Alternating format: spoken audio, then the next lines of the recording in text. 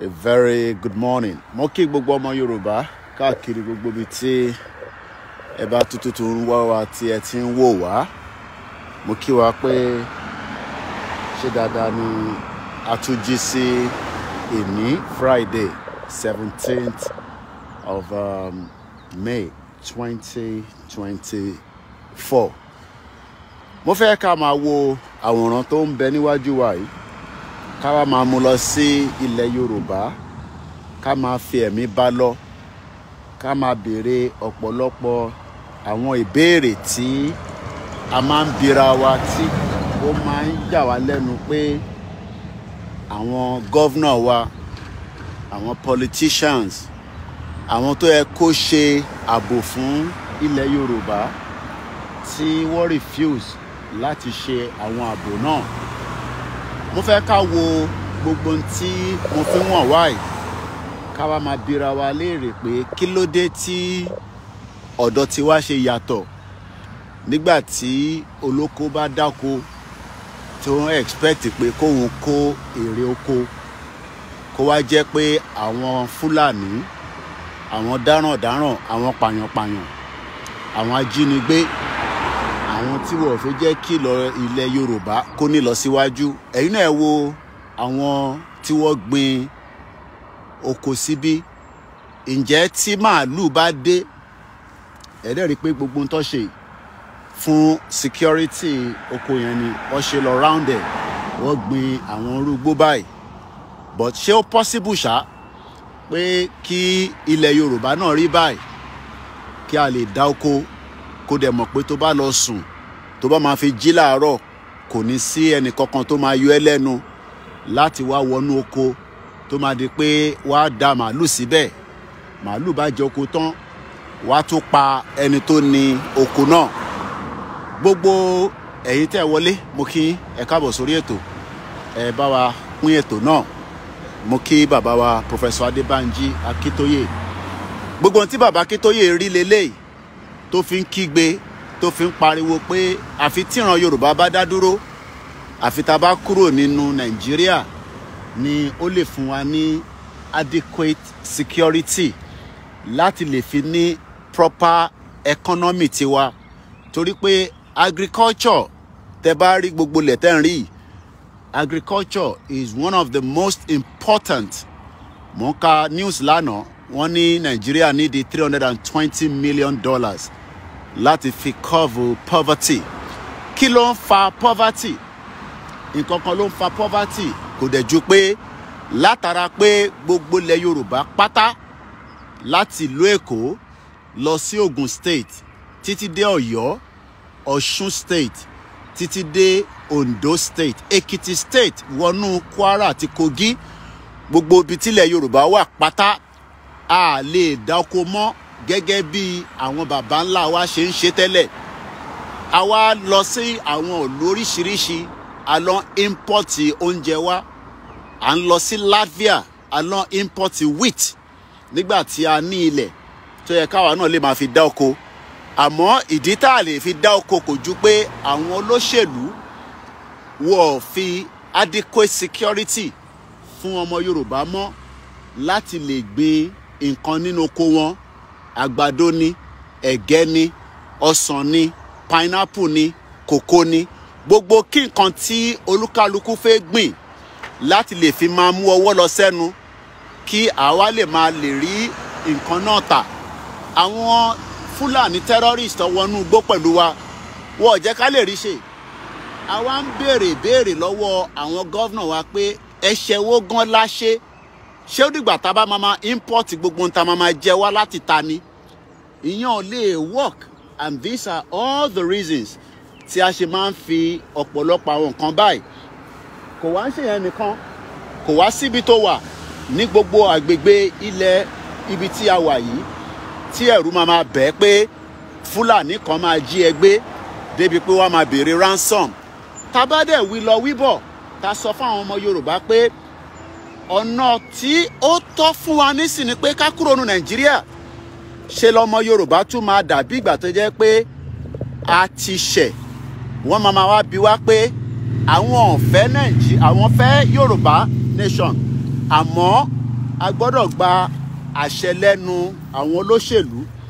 Èmi wá ń béèrè pé ṣé àwọn olóṣèlú ready láti fún wa ní Yorùbá nation tá à ń béèrè fún? Ẹ̀yin náà máa wo gbogbo fọ́nrán tẹ̀ ń wò yìí. Eléyìí ò kì í ṣe film trick. It is the reality nípa pé adequate security tí kò bá ti sí nínú country, you are not likely to get investors. Mo ti sọ lánàá, gbogbo ìgbà ni màá máa sọ. You are not likely to bring anything into the table because ìlú tí kò bá ti sí adequate security, nothing seems to work in those countries. But the Yoruba people that we continue to tell that Nigeria has failed us. A very good morning. Mo kí gbogbo wa. Ẹ má bínú pé it is going to be a little bit of movement because mo ti ń try láti mú kankan jáde nínú bag mi, so ìyẹn ló ń fa a bit of movement. But at least the most important thing is you can all see, and it's a very beautiful weather. The sun is coming out, and that shows that we are now coming into a full winter. Summer rather. As I always say, àwa ni ká béèrè fún ẹ̀tọ́ wa, and that is why under the leadership of Professor Adebanji Akintoye, a non-violent movement called the Yoruba Nation, we continue to ask, what is our offense? What crime have we committed that the Yoruba land, that is gbogbo lẹ́yìn, ẹ̀rí bó ṣe lọ far away, gbogbo tó gbìn síbí ló máa ká. Farmers around the world are very rich. They are one of the most richest people, but it is not the same in Yoruba land and likewise other parts of Nigeria today. We've not been able to have farmers that can be proud of being a farmer. And the reason is because we've had terrible, very terrible situation that many of our farmers have been killed. Many of them can no longer do what they love to do very well. And what we now say to our leaders is that, is it not high time that we say that Yoruba people should start thinking about a total exit from this contraction known as Nigeria? Nigeria has never worked. It is not likely to work. And there is no amount of prayer that will revive and bring back the true Nigeria that you all know probably maybe some years back. These are all the reasons we are now asking the question, is it still worth it fighting for a country that does not have a future? Ǹjọ́ wọ́tẹ̀ ká máa sọ pé a fẹ́ Nigeria when Nigeria doesn't want us? And truly, Nigeria doesn't want anybody. The only people that Nigeria want are the Fulani terrorists that wants to take over our land and take over what actually belongs to us as Yoruba people. And this is why we are saying, let us come out of Nigeria now. Ẹ jẹ́ ká kúrò nínú Nigeria. What we can be asking for now is a complete brought down of the fraudulent 1999 constitution that is being used to govern Nigeria today. Bring that constitution down, and then let us ask every Nigerian whether we still want to remain one or not. It is not by force that we have to remain one. And if we are going to remain one Nigeria, are we going to remain in a country where many lives are being lost because there is no security, there is no good healthcare facilities, and the life of many people continue to be in danger? And this is more on many reasons why we are now asking the question, should we not say enough is enough and then peacefully start thinking about a total exit of Nigeria? But ọ̀pọ̀lọpọ̀ ọmọ Yorùbá ní ká má worry that things will change. It's just that it will take time. In Jesus' name and inshallah. Pé gbogbo nǹkan ṣì máa dá. Ó kàn jẹ́ pé àwọn leaders ta ní nísìn àtàwọn tí wọ́n ń govern ilẹ̀ Yorùbá, àwọn ni wọ́n ní honesty, integrity, and the truth. This is what Baba Awolowo was saying when he also was in UK during the 1950s. Looking at the, the development as at the time, now things have even become much more better. We have a good road network. All these are roads that farmers can use to bring back their produce and take it to the market and sell it. Gbogbo ọ̀nà tí ó wà nínú oko ilẹ̀ Yorùbá lẹ́ni, none of them are working because it has been a failure. We keep saying that we have bitumen. Bitumen tí wọ́n fi ṣe gbogbo àwọn títì tẹ́ ń rí. You can see the road network. You can see how the road network continue to serve mostly people around there. But unfortunately, àwọn tó yẹ kó dá sọ̀rọ̀ náà, most of them are still saying, let us restructure Nigeria. Taba restructure Nigeria, it will become as powerful. Bia Tinubu ma restructure Nigeria, I don't know. I am not sure. But it will be 1 year in office within the next couple of days. 29, I believe, President Tinubu will be 1 year in office.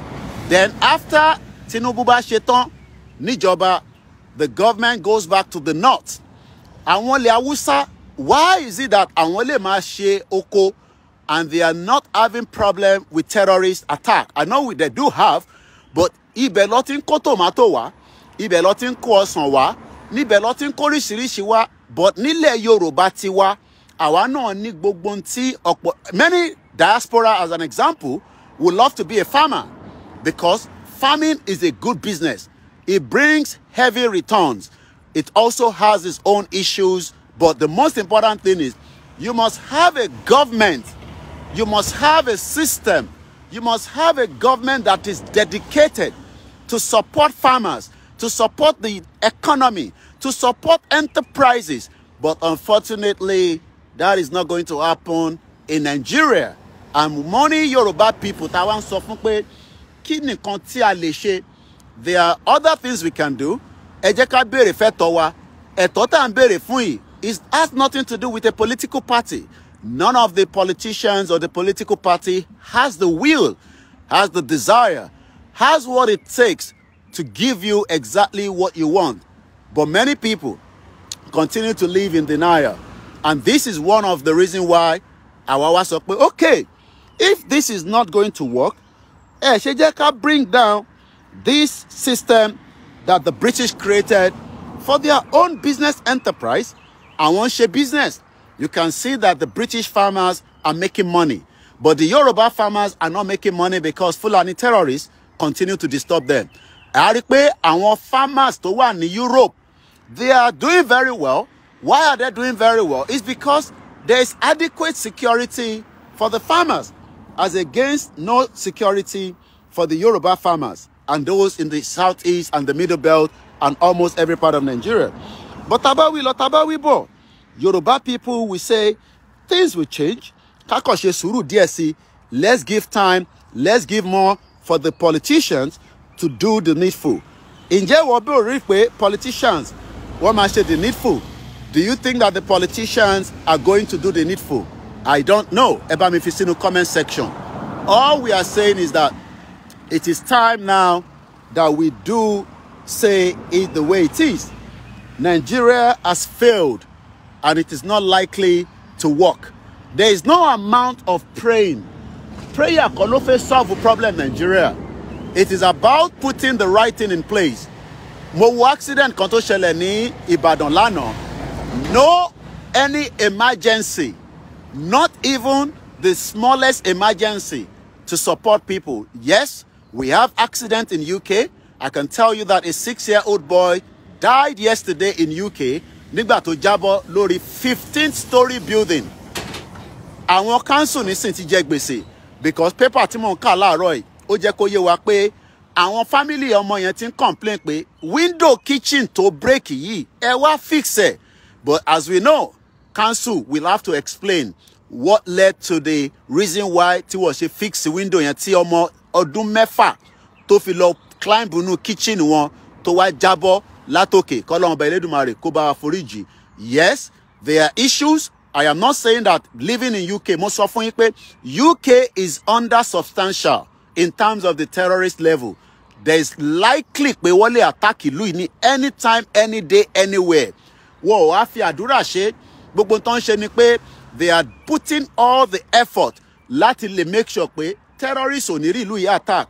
But tá bá wí lọ, tá bá wí bọ̀, ṣe làwọn tó wà nílé máa ń bi wá pé ṣé torí pé a wà nílùú òyìnbó la ṣe máa ń sọ̀rọ̀ báyìí. Yes, it's because in tí bàbá Awólọ́wọ̀ náà rí nílùú òyìnbó pẹ̀lú ọba Elédùmarè tó bá wa fún ní ọgbọ́n àti òye kọ́lọ́n bá wa fi bàbá yẹn níbikíbi tó bá wà báyìí tó ń wọlé Yorùbá tá a máa sunkún lójoojúmọ́ pé Ọ̀ṣínbàjò dà nísìn.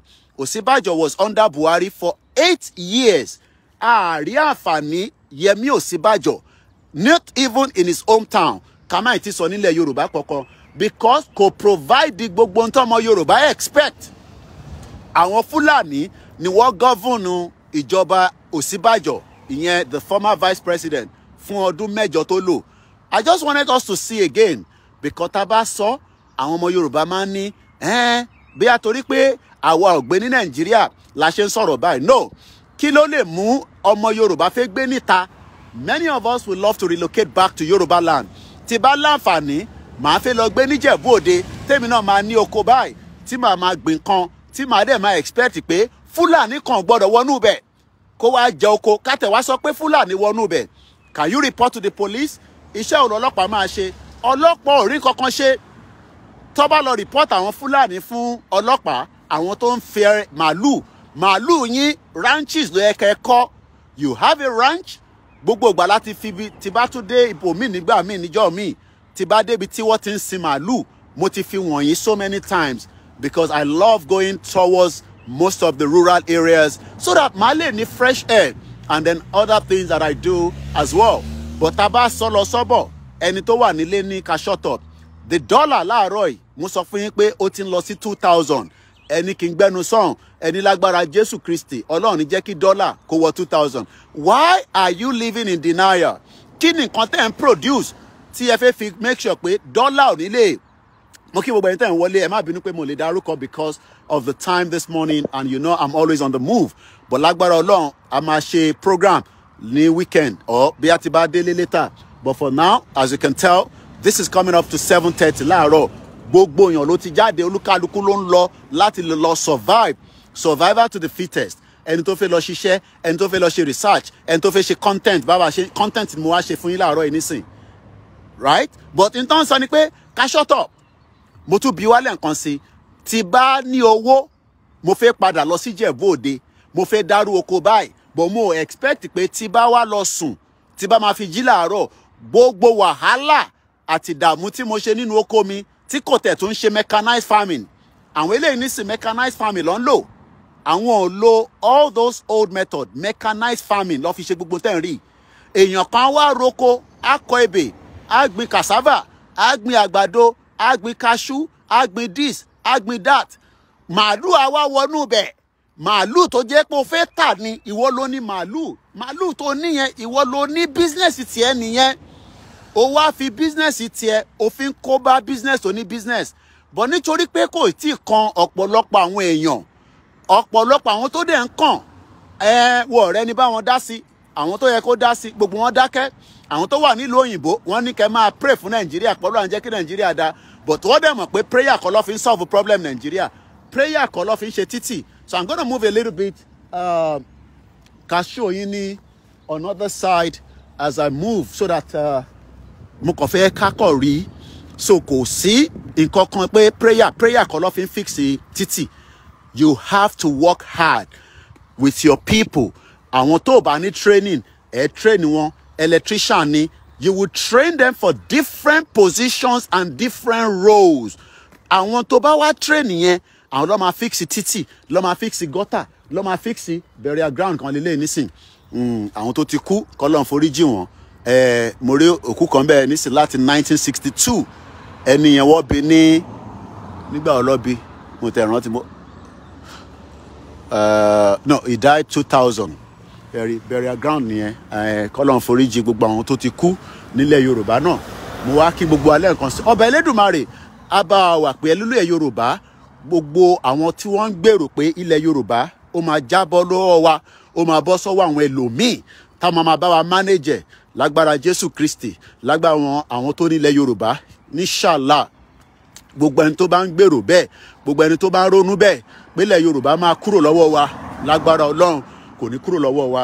Mo kí gbogbo ẹ̀yin ìyá wa tẹ́ ń pè wá, tẹ́ ń fún wa ní àmọ̀ràn, àwọn ìyá wa tó ń gbọ́ wa, àwọn ìyá wa kan ní Koiki, àwọn ọ̀tẹ̀ mọ bó ṣe ń comment, a lọ sí sùkúlù but à ń wò yín, a dẹ̀ ń fàdúrà ránṣẹ́ sí yín, gbogbo yín náà ni mo kí bàbá wa olóyè ọmọ Adéyẹmọ Ìgbòho Òòṣà, mo kí ẹ dáadáa, mo kí gbogbo ẹ̀yin tí ẹ ń darapọ̀ mọ́ wa, a ti ń kúrò ní di farm yẹn, ṣe rí pé gbogbo ń tọ́gbìn yìí wọ́n fi protect farm yẹn ni, okay, it's like protection, but at the end of the day protection tó matter ni pé kò sẹ́ni kankan tó máa wọnú igbó yẹn tó máa lọ jí kankan níbẹ̀, but tá bá wí lọ tá bá wí bọ̀ ṣe làwọn ọmọ Yorùbá ní ọ̀nà ẹnu wa ń rùn pé ká gbẹnu dákẹ́, pé kí ló dé tá à ń disturb ilẹ̀ Yorùbá, ká fi sílẹ̀ bẹ́ẹ̀ KPC máa rọ́ọ̀nẹ̀, and as I see it now APC ti pín sọ́nà mẹ́ta, because tó bá máa fi di 2027 ẹ máa rí ọ̀pọ̀lọpọ̀ movement. Mò ń ka lórí X plane kan ló ń fò yẹn, gbogbo ilẹ̀ Yorùbá ló yẹ kó ní airport, Èkìtì state, Ògùn state, gbogbo ilẹ̀ Yorùbá pátá kò wá ń ṣe airport ẹyọ kan, a máa ní major airport, àti wá ní local airport tó jẹ́ pé from point A to point B, but unfortunately gbogbo táwọn olówó fẹ́ plan tó fẹ́ ṣe nìyẹn, ó ní master plan yẹn lọ́wọ́, but nígbà tí wọ́n fún ṣe, àwọn tó yẹ kó support Awólọ́wọ̀, àwọn tó yẹ kó jẹ́ káwólọ́wọ̀ rí ṣe, wọ́n jẹ́ kó rí ṣe, wọ́n dì tí Awólọ́wọ̀ tí bàbá yẹn tó fi jẹ́ ìpè Ọlọ́run. But àwa tó kù báyìí, àwa ni ká wá máa béèrè fún ẹ̀tọ́ ló yẹ ká béèrè fún. Mo kí gbogbo ẹ̀yin tẹ́ ń darapọ̀ mọ́ wa ní gbogbo ibi tẹ́ ti ń wò wá, sorry, tẹ́ bá wa pín ètò náà, I appreciate ẹ bá wa pín, ẹ jẹ́ kí o délé ṣẹ́rí fáàmì ẹni ẹlẹ́ǹkan sí ká tó kúrò níbẹ̀ ṣẹ́rí. Can you say it? This is the future. Tá à ń sọ fọ́mọ Yorùbá pé o ò lè ní farm kíyà máa jẹ, kò possible. Farmer ló ní owó lọ́wọ́, ẹni tó bá ní farm, gbogbo àwọn elétẹ̀ rí ní sàwọn tó ní farm yìí ni. Farmer ló ní owó lọ́wọ́, bọ̀ nílẹ̀ Yorùbá farmer ló ń ṣe tálákà tó máa bẹ̀bẹ̀, farmer á tún máa bẹ̀bẹ̀. Ìjọba máa ń bẹ̀rù farmer ni. Ẹ wo títì, tó o bá sí títì, báwo ni farmer ṣe fẹ́ gbé ẹrù tó gbìn, báwo ló ṣe fẹ́ gbé jáde?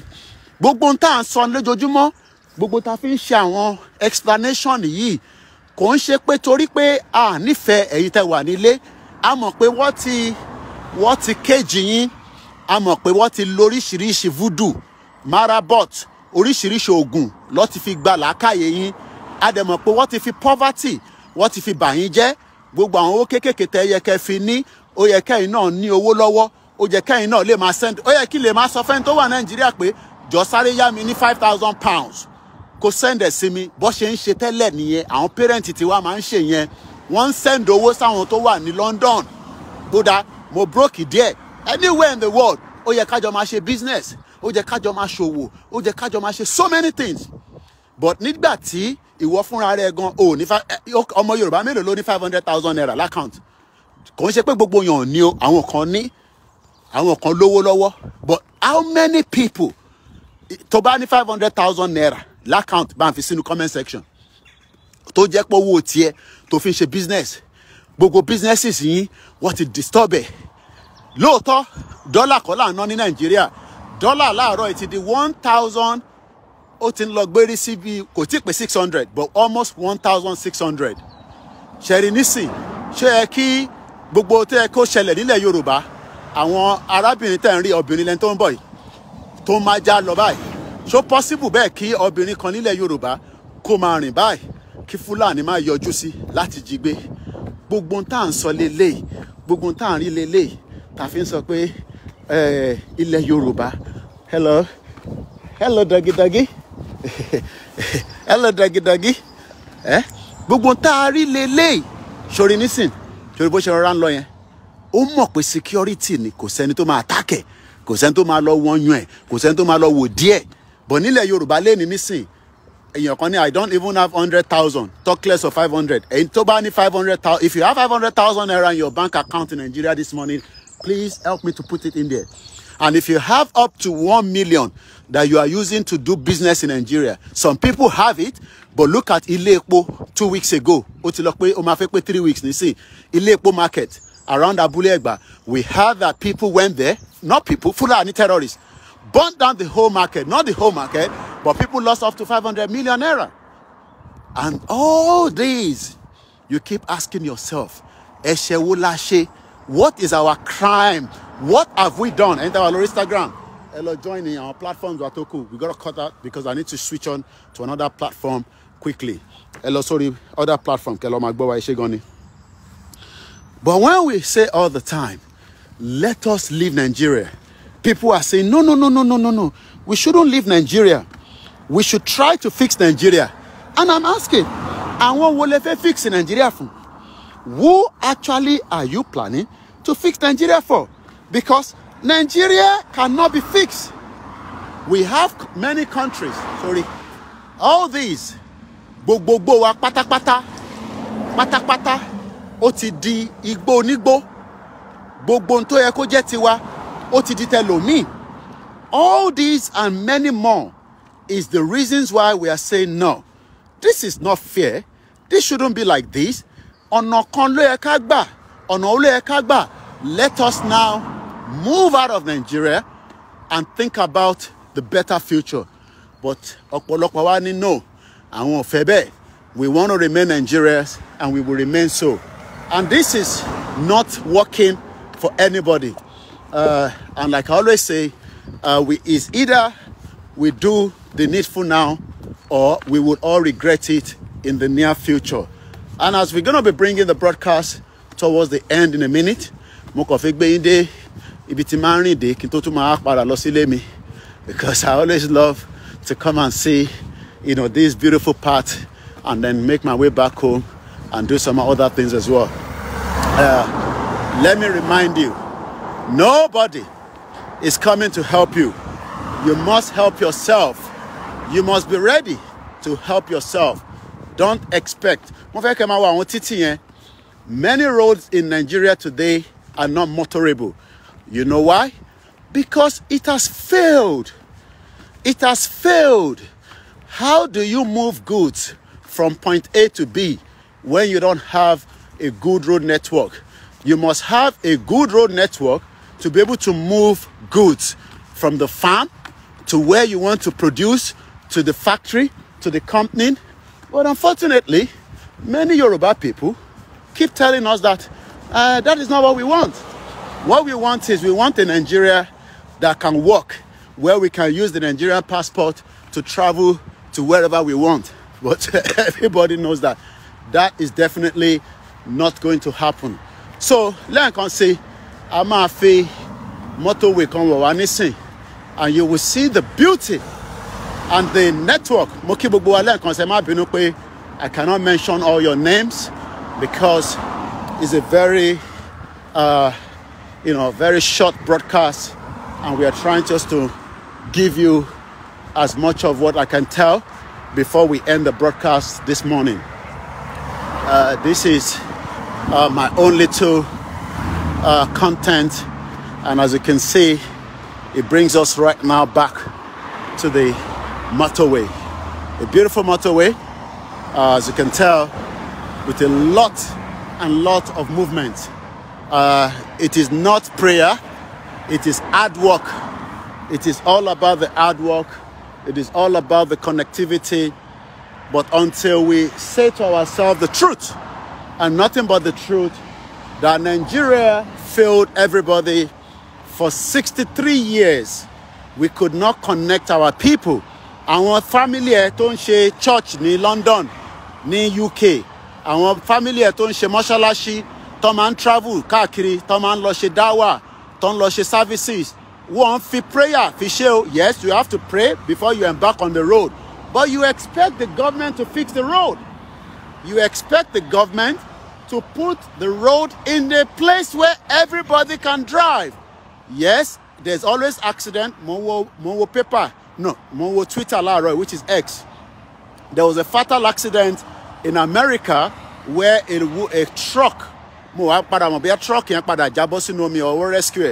but it was because a driver was driving stupidly. And we do have them as well, especially àwọn ọmọ kékèké àbáwọn tó bá fẹ́ test àwọn mọ́tò wọn. Gbogbo ọmọ Yorùbá mo tún sọ fún wa lẹ́ẹ̀kan sí a ti fi farm wọn wá gbogbo àwọn bíi gbótẹ̀nrí farm ló wà ní gbogbo ẹ̀yìn ẹ̀ tó bá wà ní abroad ló máa appreciate iṣẹ́ Olódùmarè ló máa appreciate iṣẹ́ Ọlọ́run pé n tí ilẹ̀ Yorùbá ń dúró dè lélẹ́yìí kí a lè máa tajà UPS ló ń lọ yẹn.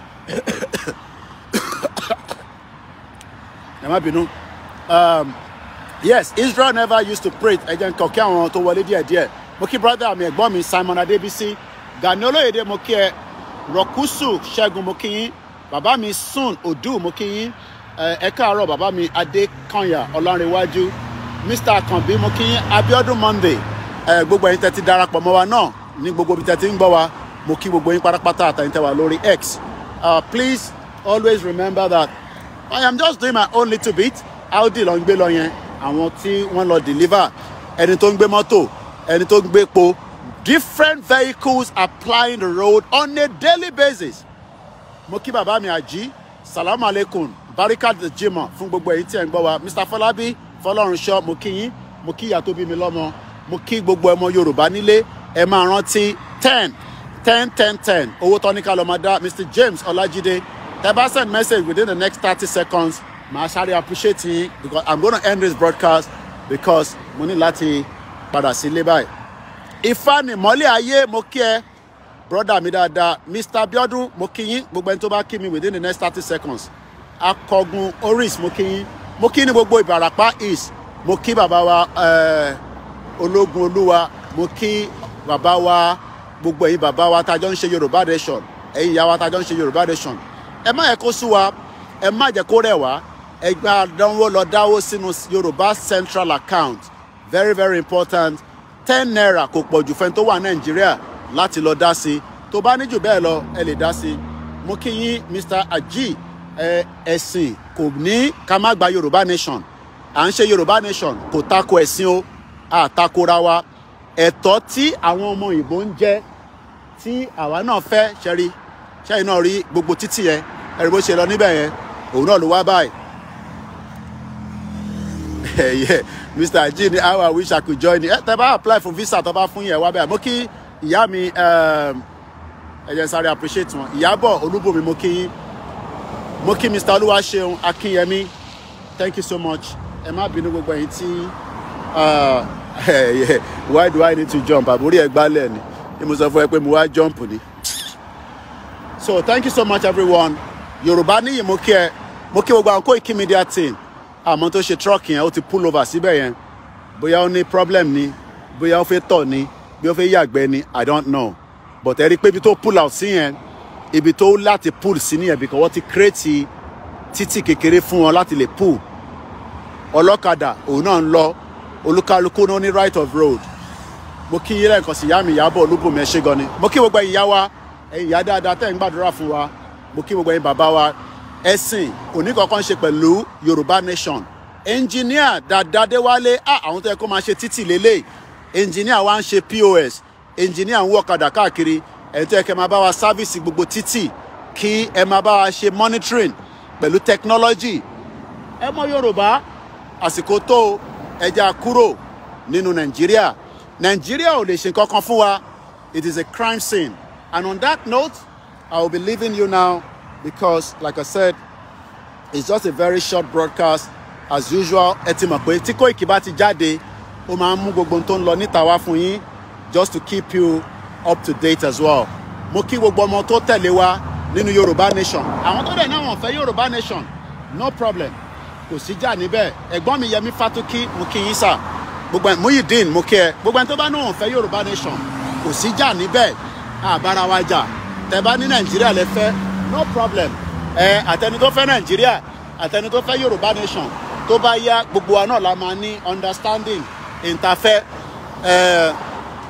bẹ́ẹ̀ ni a ní láti ní nation tiwa gbogbo tẹ́ ń wò yìí kò ń ṣe film trick life lélẹ̀ aago 8 ló fẹ́ lọ lù ẹ wo adúrú èrò tó ti bọ́ sí títì 8 o'clock ló fẹ́ lọ lù ẹni tó ń lọ sí Scotland ó wà lára àwọn mọ́tò yìí ẹni tó ń lọ Manchester wà ẹni tó ń lọ Sheffield wà ṣẹ́rí mọ́tò tó ń kó lọ ẹni sí ó máa jáde bẹ́ẹ̀ ní sàn as well àrí olólọ yẹn kò sí ọ̀nà kankan àbáyọjú pé kíran Yorùbá kó bọ́ kúrò ní Nàìjíríà.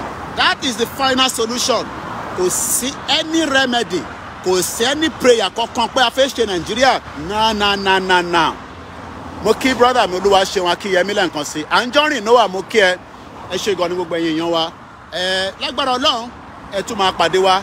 Agbájé Wàsíù èèyàn ti Koikimedia mo kí ẹ dáadáa. Ẹ bá wa pín ètò yẹn, ẹ bá wa like ẹ. Ẹ sọ fún gbogbo ọmọ Yorùbá pé